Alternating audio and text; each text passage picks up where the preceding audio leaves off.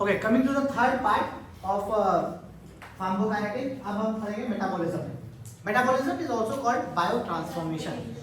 Why? Because कारण इसका इतना ही है कि हमें मेटाबॉलिज्म करके ऐसा करना है कि ड्रग की टेंडेंसी को चेंज करना है। अगर वो ड्रग लिपिड सॉल्युबल है तो उस ड्रग को लिपिड इनसॉल्युबल बनाना है। कारण समझ में आएगा? लिपिड इनसॉल्युबल होगी तो अब्जॉर्ब नहीं होगी, एक्सक्रीट हो जाएगी।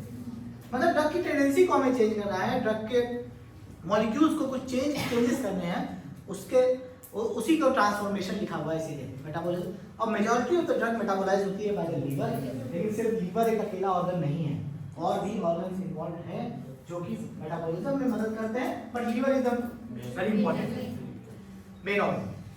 तो थर्ड पार्ट हम पढ़ेंगे, ये हम देख लिए हैं, आयोनाइज्ड पोलर लिपिड इनसॉल्युबल। ये सिंपल सा डायग्राम देख लीजिए, सिंपल सा चार्ट देख लीजिए। जैसे अगर ये आयोनाइज्ड है, A माइनस मतलब आयोनाइज्ड है, ये लिपिड सॉल्युबल है नहीं है ना, इनसॉल्युबल नहीं है ना, निकल गई बात। और ये देखिए नॉन आयोनाइज्ड थी, इसमें B+ लग गया, फिर आयोनाइज्ड हो गई, ठीक है। लिपिड इनसॉल्युबल होगी तो सेल को क्रॉस नहीं कर पाएगी, सेल के अंदर नहीं जा पाएगी और वो बाहर निकल आएगी, ठीक है। ये सिंपल सा था, यही वाला डायग्राम, ये जो आपको एमसीक्यूज दिखा था अभी पहले पिछले लेक्चर में, उसका यही डायग्राम देखिए। अगर लिपिड सॉल्युबल होगी तो ये फिर से रीअब्सॉर्ब हो गई नहीं? यस और नो? ये बाउमन्स कैप्सूल है ना, ये पीसीटी फिर ऐसे चलता रहेगा। जो नॉन लिपिड सॉल्युबल होगी वो नहीं एब्जॉर्ब हो पाएगी, अब वो यूरिन से, ठीक है, सिंपल, ठीक। तो definition, converts non polar lipid soluble substances into polar lipid insoluble. तो पोलर होंगे वो lipid insoluble, no reabsorption in the relative excretion in the urine, ठीक है।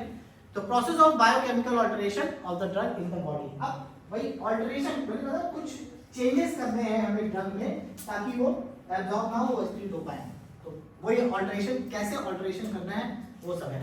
और कुछ चीजें आपको बस ध्यान रखनी है मेटाबॉलिज्म में। ऑर्गन ऑफ बायो ट्रांसफॉर्मेशन, वैसे तो मेन इंपॉर्टेंट लीवर है, but kidney, lungs, intestine, blood, इन सब से भी एक्सक्रीशन होता है, ठीक। चलिए, फिर उसके बाद ये medicine go back to liver, drug metabolic enzyme present, biotransformation, ये वही चीज हो गई, लीवर में गई और वो कन्वर्ट हो गई इनटू पोलर वाटर सॉल्युबल, ठीक है। तो पोलर को तुम वाटर सॉल्युबल भी कह सकते हो, या लिपिड इनसॉल्युबल कह लो, या वाटर सॉल्युबल कह लो, वन एंड द सेम है ना, सेम होगा ना। Yes sir. अगर लिपिड सॉल्युबल कहोगे तो वाटर इनसॉल्युबल कहोगे, एक्सचेंज कर लेना, ठीक है। एंजाइम्स इन बायो ट्रांसफॉर्मेशन। अब बायो ट्रांसफॉर्मेशन कौन कराता है? तो मेटाबोलाइजिंग एंजाइम्स होते हैं जो कि बायो ट्रांसफॉर्मेशन कराते हैं। एक कौन कहते हैं माइक्रोसोमल एंजाइम्स, और एक होते हैं non microsomal enzymes. Microsomal enzymes, microsomes मतलब एंडोप्लाज्मिक रेटिकुलम, जो एंडोप्लाज्मिक रेटिकुलम है, देखिए इसमें एंडोप्लाज्मिक रेटिकुलम, ये जगह देखा ना, एंडोप्लाज्मिक रेटिकुलम, इसमें कुछ ऐसे निकला रहता है, उसमें माइक्रोसोम्स होते हैं, माइक्रोसोमल एंजाइम वहां से रिलीज होते हैं। तो जो ईआर से रिलीज होते हैं एंडोप्लाज्मिक रेटिकुलम से, उसे कहते हैं माइक्रोसोमल एंजाइम। जो बाकी जगह से रिलीज होते हैं अदर एरिया से ऑफ द सेल, उसे कहते हैं non microsomal enzyme. Concept important है माइक्रोसोमल नॉन माइक्रोसोमल का, कारण उसका ये है कि हम माइक्रोसोमल एंजाइम्स को इंड्यूस कर सकते हैं या इनहिबिट कर सकते हैं। ये बताएंगे क्या चीज है ये।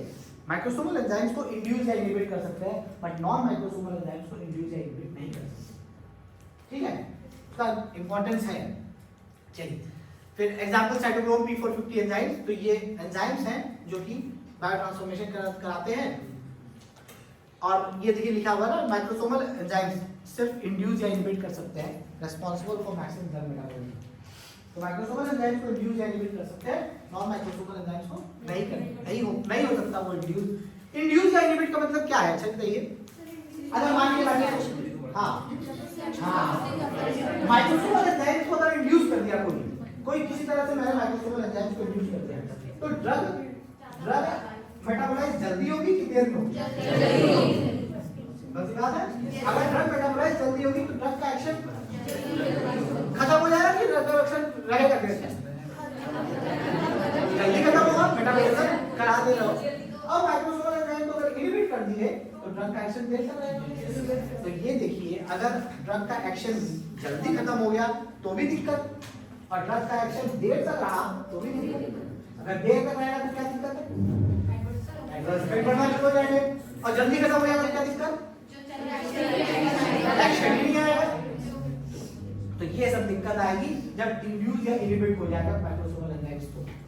ठीक, तो बायो ट्रांसफॉर्मेशन के लिए दो इंपॉर्टेंट रिएक्शंस होते हैं, एक फेज 1 होती है, मतलब बायो ट्रांसफॉर्मेशन में दो रिएक्शंस होती हैं, one is phase 1 and one is phase 2। Phase 1 को कैटाबॉलिक कहा जाता है, नॉन सिंथेटिक, और फेज 2 को एनाबॉलिक। मतलब फेज 2 में कुछ चीज ऐड होती है, फेज 2 में कुछ चीजें ऐड होती है। बायो ट्रांसफॉर्मेशन का कांसेप्ट सिर्फ इतना ही सही है कि हमको ड्रग का मॉलिक्यूल ऐसा बनाना है कि वो एक्सक्रीट हो जाए। ठीक है, तो कभी कभी ड्रग फेज 1 पे जाती है, फिर फेज 2 पे जाती है, ऐसा होता है। कभी कभी फेज 1 से भी कंप्लीट हो जाता है बायो ट्रांसफॉर्मेशन उसका। तो फेज 1 के रिएक्शंस आपको याद रखने पड़ेंगे, oxidation, reduction, hydrolysis, cyclisation, deamination, ये याद रखना पड़ेगा। फेज 1 की रिएक्शंस के ये नाम याद रखने पड़ेंगे। और फेज 2 एक कॉन्जुगेशन रिएक्शन है, इसमें glutamine, glutathione, acetylation, methylation, sulphation जो ऐड होगा, एसिटाइल ग्रुप ऐड होगा, मिथाइल ग्रुप ऐड होगा, सल्फेट ग्रुप ऐड होगा। तो दिस इज द एडिशन, क्योंकि तभी तो लिखा है ना एनाबॉलिक और सिंथेटिक और कॉन्जुगेशन, कॉन्जुगेट होगा, ऐड होगा। तो फेज 1 और फेज 2 ये दो रिएक्शंस होते हैं बायो ट्रांसफॉर्मेशन के। अब ये रिएक्शंस कौन कैरी आउट करता है, ये रिएक्शंस कैरी आउट वही एंजाइम्स हैं जो माइक्रोसोमल नॉन माइक्रोसोमल एंजाइम्स जो बता रहे थे, ये वही कैरी आउट करते हैं। ये रिएक्शंस होती हैं, मतलब एक ड्रग, आप सिंपल तरीके से ऐसे याद रखो, एक ड्रग है, वो ड्रग लीवर में गई, लीवर में जाके या तो हो सकता है उसका ऑक्सीडेशन हो जाए, फिर उसके बाद ग्लूटामाइन कॉन्जुगेशन हो जाए, वो एक्सक्रीट हो गई। लेकिन ऑक्सीडेशन एक रिएक्शन, जैसे आपने बायोकेमिस्ट्री में पढ़ाई होगा, कोई भी रिएक्शन होती है तो उसमें एंजाइम्स होते हैं कि नहीं? yes, तो वही एंजाइम है ये microsomal non microsomal enzyme, these are the enzymes. और ये रिएक्शंस है, ऑक्सीडेशन, रिडक्शन, ये पूरी एक साइकिल है, ऑक्सीडेशन हो रहा है, रिडक्शन हो रहा है, कॉन्जुगेशन हो रहा है। तो एक ड्रग हो सकता है ऑक्सीडेशन होके ग्लूटामाइन कॉन्जुगेशन हो जाए, फिर एक्सक्रीट हो जाए, या ऐसा भी हो सकता है एक ड्रग रिडक्शन होके ही एक्सक्रीट हो जाए, ऐसा भी हो सकता है। रिडक्शन होने से बस काम मिल जाए तो अच्छी बात, नहीं तो फिर एक ग्रुप ऐड हो जाएगा, वो ग्रुप ड्रग को लिपिड इनसॉल्युबल बना देगा, तो फिर वो एक्सक्रीट हो जाएगी। ठीक, दो रिएक्शंस होनी है, तो मतलब इनमें से कोई एक होगी और इनमें से होगी, तो ये रिएक्शंस होती है फेज 1 फेज 2, और ये रिएक्शंस को कौन कराता है, तो दीज आर द एंजाइम्स। ठीक है, यस सर। हाँ, अब पॉसिबिलिटीज, नो मेटाबॉलिज्म, एक्सक्रीशन, और फेज 1 रिएक्शन एक्सक्रीशन हो सकता है। पॉसिबल नो मेटाबॉलिज्म मतलब ये है कि हो सकता है वो ड्रग मेटाबोलाइज ना हो और वो इंटेस्टाइन से ही बाहर चली जाए, तो no metabolism, excretion. Phase 1 reaction हो, उसके बाद एक्सक्रीशन हो जाए, जो मैं बता रहा था, सिर्फ ऑक्सीडेशन हो गया या रिडक्शन हो गया। फेज 2 रिएक्शन हो या एक्सक्रीशन हो जाए, फेज 1 रिएक्शन के बाद हो सकता है फेज 2 रिएक्शन हो, फिर एक्सक्रीट हो जाए। Aim of metabolism is to make the drug water soluble. सीधे से मेटाबॉलिज्म का एम मतलब हमें ये चाहिए कि वो ड्रग वाटर सॉल्युबल हो जाए या फिर लिपिड इनसॉल्युबल हो जाए, या वाटर सॉल्युबल हो जाए या लिपिड इनसॉल्युबल हो जाए। ठीक, सिंपल।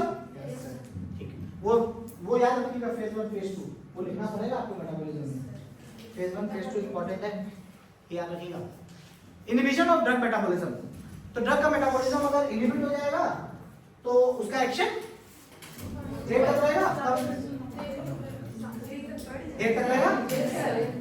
हाँ ठीक है, when drug A inhibit the enzyme that metabolize the drug B, ये सही लिखा है? सही लिखा है? सब सहमत? सब सहमत कि नहीं? देख लीजिए एक बार, सही है ना? हमने इनहिबिट कर दिया तो लेवल बढ़ गया कि नहीं? क्योंकि मेटाबॉलिज्म कम हो गया, मेटाबॉलिज्म कम हो गया तो लेवल बढ़ ही जाएगा। सिंपल, ठीक, यही मैं मेटाबॉलिज्म समझाने की कोशिश करूंगा। अगर लेवल बढ़ गया तो भी हार्मफुल है। अब बेनिफिशियल इफेक्ट, बेनिफिशियल इफेक्ट क्या हो? दोनों इफेक्ट आएगा, हार्मफुल और beneficial effect. Harmful in the sense ये हो जाएगा कि आपको एडवर्स इफेक्ट आएगा, और बेनिफिशियल इन द सेंस ये हो जाएगा जल्दी से इफेक्ट आ जाएगा। ठीक, जरूरी एडवर्स इफेक्ट तो आएगा ही आएगा। तो मैं ये लीवोडोपा कार्बिडोपा का एग्जांपल है, ये उसमें पार्किंसनिज्म में देते हैं। लीवोडोपा के साथ कार्बिडोपा आप ये बाद में समझ लेंगे, सिंडोपा प्लस करके आता है, वो जब पढ़ेंगे पार्किंसन तब समझेंगे। वैसे ही एक और एग्जाम्पल होता है रिफैक्टिसिन और ओसीपी का, उसमें कहते हैं हम ये रिफैक्टिसिन तो सुना है, ओसीपी सुना है, सबने सुना है, ओरल कॉन्ट्रासेप्टिव पिल्स, रिफैम्पिसिन का नाम सुना है, जो टीबी में लेते हैं, टीबी के ड्रग है रिफैम्पिसिन। होता क्या है कि रिफैम्पिसिन के साथ जब ओरल कॉन्ट्रासेप्टिव पिल्स देंगे तो ये क्या करता है ना, रिफैम्पिसिन जो है ओसीपीज के लेवल को देखिए कम कर देता है। जब ओसीपीज का लेवल अगर कम हो जाएगा तो प्रेगनेंसी चांसेस ज्यादा हो जाएंगे ना। अब तुम सोचो कोई लेडी थी जिसे प्रेगनेंसी नहीं चाहिए थी, that's why she was taking OCPs, oral contraceptive pills, अब उसको टीबी हो गया, तो डॉक्टर साहब ने बिना जाने, बिना पहचाने, बिना बात किए, बिना हिस्ट्री लिए उसको रिफैम्पिसिन दे दिया, उसको टीबी एटीटी दे दिया। डॉक्टर साहब ने तो सही दिया, एटीटी टीबी एटीटी देनी है, लेकिन डॉक्टर साहब को ये क्या पता था कि वो ओसीपीज पे है। अब क्या होगा, अब वो तो प्रेग्नेंट हो गई, अब वो प्रेग्नेंट हो गई।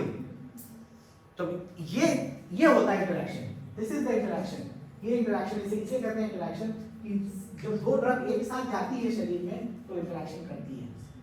तो इसलिए ध्यान देना पड़ता है कि कुछ ऐसा तो नहीं है, ठीक है, ठीक है, ठीक है। तो हमको अब एक कुछ ड्रग्स के नाम याद कर लीजिए। कुछ ड्रग ऐसी हैं जो एंजाइम को इनहिबिट करते हैं, उसे हम कहते हैं एंजाइम इनहिबिटर्स, और कुछ ड्रग ऐसी हैं जो एंजाइम को इंड्यूस करते हैं, उसे कहते हैं एंजाइम इंड्यूसर। तो एंजाइम इनहिबिटर्स में ये ड्रग है valproate, ketoconazole, cimetidine, ciprofloxacin, erythromycin, isoniazid. इसको एक निमोनिक है, vitamin K can not cause enzyme inhibition. Vitamin K can not cause, vitamin B for valproate, K for ketoconazole, cannot, C for cimetidine, फिर CI for ciprofloxacin, cannot cause enzyme, E for erythromycin, I for isoniazide. Enzyme inhibition, vitamin K cannot cause enzyme inhibition, और drug inducing enzyme में GPRS sulfone, grisophylline, phenytoin, rifampicin, smoking, carbamazepine, phenobarbital, GPRS, sulfone, GPRS हो गया, और sulphone, कार्बाजेपिन और phenobarbital. Mnemonic लिख लो, फिर उसके बाद लिख लेना जीपीआरएस, सल्फोन, निमोनिक लिख लो, और vitamin K can not cause enzyme inhibition. Done? Yes sir. चलिए बताइए, which of the following is phase 2 metabolism reaction?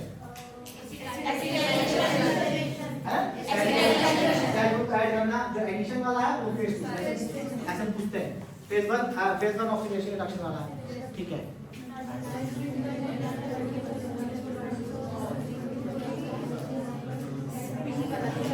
मन में बढ़िया आंसर बताइए बस।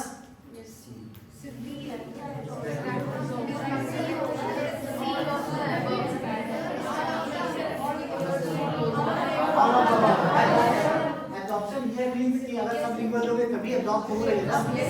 ऑप्शन ए का मतलब ये है, यहाँ पे हमेशा जरूर एब्जॉर्प्शन इंटेस्टाइन चाहिए, ठीक है ना। और स्पिट भी कर सकते हो, स्पिट होगा, SPIT, सॉरी स्पैट नहीं, स्पिट है, non irritant and lipid soluble, ठीक है। तो थैंक यू। अब एक्सक्रीशन वाला पार्ट जो है